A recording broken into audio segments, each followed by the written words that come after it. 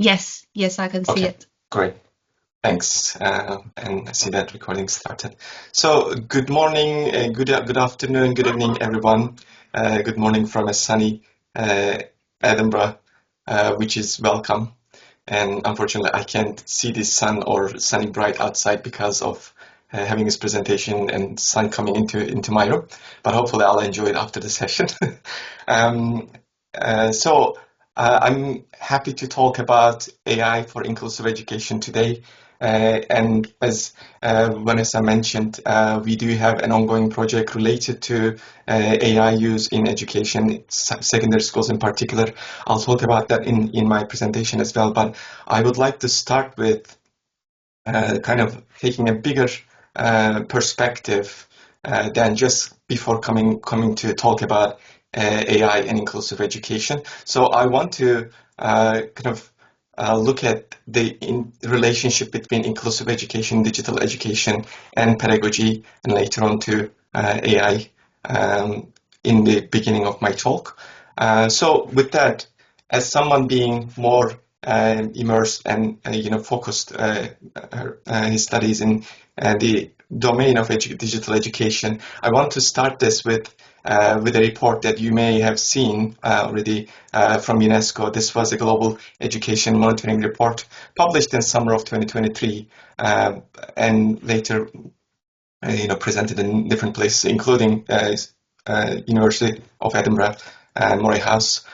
So what we know from this report, this is looking at across nations in an international context, looking at all the existing published studies on technology, that technology, unlike what technology evangelists talk about, every new shiny technology as like this is going to transform, change everything about education. And it was correct with that. It is from what we see from the report, it is changing education, but it's not yet transforming education. And same thing is said currently about AI is transforming, revolutionizing education, but we are again unlikely to see that across the board. One reason for that, as this report highlights, is that we don't have good impartial evidence on educational technologies used in education. Some studies come from funded, educational tech companies, and of course you can recognize the bias there. But also systematic evidence is not, collected throughout the, and this. Technology has its role in education, and especially as we've seen in the pandemic times, technology can offer an educational lifeline for millions, but it can also exacerbate the inequities. So that is the reality about technology. What they highlight is that some education technologies can improve some types of learning in some contexts. So I think underlying message here is that educational technologies can make a difference, but it is very localized, very contextualized. So we cannot draw a global or very broad picture in terms of its effects in education. And also another thing that I want to highlight from this report is that talks about teacher education, teacher development, and what this report finds, and actually this comes from a TALIS 2018 study. This is an OECD study on teachers, that teachers often feel unprepared and they don't have the confidence to teach with technology. And in relation to that, the report highlights that not every country have standards for developing teachers' ICT or digital skills, which will come, kind of in different ways in my presentation as well. So this is where we see technology in general. But if you were to move into where digital technology comes with inclusive education. Another, Kramer and Levin from 2022 kind of shows that, or argue, there is this common thread between inclusive education and digital technology for learning, and that is the lack of realizable practice.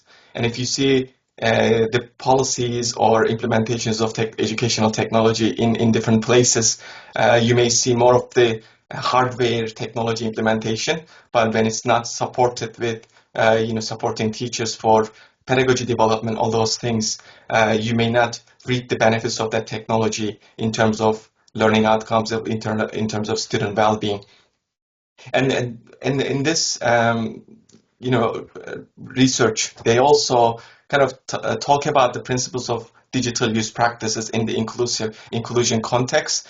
Practically, they argue that digital activities should enable all children to learn.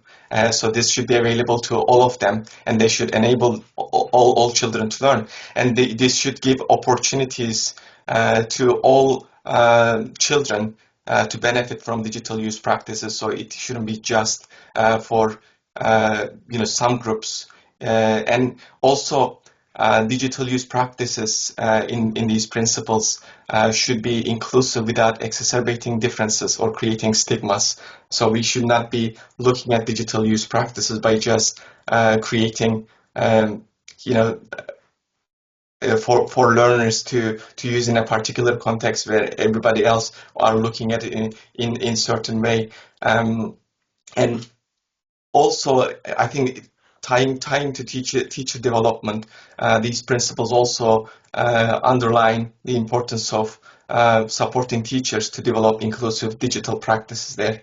And bringing inclusive education and digital practices together, it is important to show, both inclusive education and digital practices should be built into the lesson plan from the outset. So that should be part of the lesson planning. And that's something actually for the GEM report, the TALIS survey study that highlighted in the previous slide, also notes that most of the professional development, professional learning needs were actually on two topics. Based on that survey study, and that was the teachers' need for upskilling themselves or their competences for inclusive education and ICT education. So there are a lot of overlaps there in terms of inclusive education and digital pedagogies. Another source to look at, I hope that you'll find this useful, is work by colleagues from University of Edinburgh and now Jeremy Knox is in University of Oxford University, but they published an edited book in 2019 which talks about artificial intelligence in particular and how that its relationship with inclusive education, and they in their work, in their opening chapter, they highlight that inclusive education and AI in education may be sharing a similar vision that is education for all. Yet, in terms of realizing this vision, they may be going out different ways.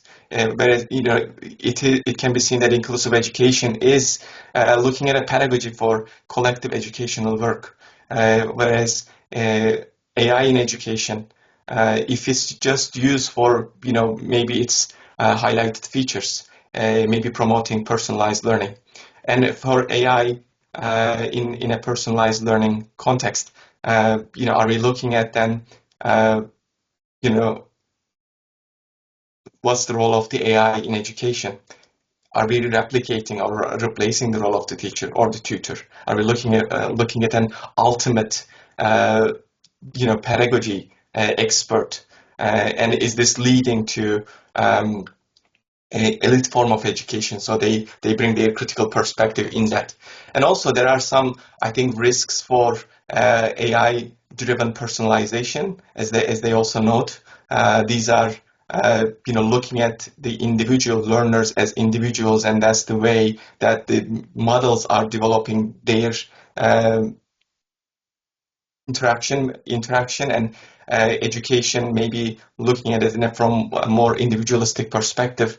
And the other risk of that is AI systems with the understanding of the human capacities, human capabilities and characteristics can be datafied, so can be understood through data capture. And we know from research from other things that that's not necessarily the case. So there are risks of going in that route in terms of making education more personalized. And they go on to say that to make these AI technologies to work for inclusive education, we need to understand, we need to examine what type of data are being gathered to train such systems. And with that, we are looking at, are these systems being trained on inclusive enough data sets. So the data set is going to be key to how these AI systems will develop. And also, not just that, if we are looking at AI's role in education, AI roles in inclusive education, is the curriculum inclusive enough? Because these systems are modeled on mainstream education, maybe, and that may not be, the curriculum itself may be not inclusive enough. And there is also a cultural issue about inclusion, that if there is a systemic issue of uninclusive or exclusive society, the technology is not necessarily going to fix that problem. So that the cultural aspect to inclusive education is something that we need to address as education researchers. And because of the time of this publication, at the time, the ChatGPT or generative AIs were not necessarily, ubiquitous, but they proposed them some, opportunities at the time, but, preceded by some issues and challenges with these systems. As I mentioned, the AI systems, they are trained based on mainstream educational systems, but so they may not be necessarily calibrated and sensitive enough for inclusive aspects of education, and they are also systems biased towards what we call weird nations. So they are Western educated, industrialized, rich, or democratic nations, and systems developed in these nations may not be compatible and transferable to other contexts, other nations, cultural system, educational systems. And with that also, these systems may be lacking cultural granularity and details to be sensitive enough, to be inclusive enough to support the inclusive education. There is also inherent bias into developing the AI systems because of either the designers being culturally biased or training data having some biases built into that. So these need to be addressed if we were to succeed with, merging or benefiting inclusive education with the help of AI systems. On the opportunity side, they also, foresee that teacher modeling, assisting teacher, not necessarily replacing the teacher, but assisting the teachers could be a way that AI systems can help. There's also multimodal interactions that we are not looking just as AI systems as transactional, but we are developing these relationship with these AI systems. And also, this brings, I think, to the fore of the topic, an important topic of ethics with working with machines and machine